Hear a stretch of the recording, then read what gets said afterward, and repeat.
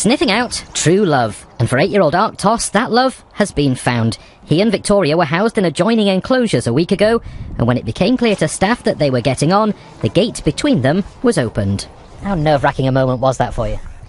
It was tense, but I was pretty confident that it was going to go okay. And how did they react to each other? Very cautious, and both very tentative when we first introduced them. Nice slow movements towards each other, a little bit of sniffing around the faces, and Arctos was so very gentle with her as well. Love's young dream, perhaps? Yeah, you could say that.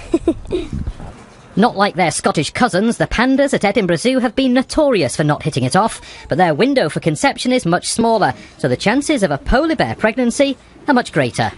Well, the female is very much the one in charge. A few minutes ago, she got up and walked away from him. He sat and watched and then dutifully followed on to be back with his mate once more. They'll have a couple of weeks to carry on trying to breed before they're separated again, and then it'll take about 5 months for her to become pregnant. If she does, she'll give birth at the end of the year.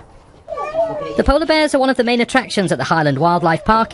Victoria is the only female in the UK, so visitors here are right behind them. They look cuddly, but by God, they aren't.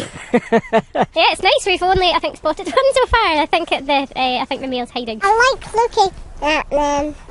Are they big or small? I think they're a bit big. They're quite big. Well, it'd be nice to see if they were interacting instead of just ignoring each other. I don't know if there's been any signs of mating, but it certainly would be nice to see a bit of action. If Victoria does become pregnant, it will be the first polar bear birth in the UK in a quarter of a century.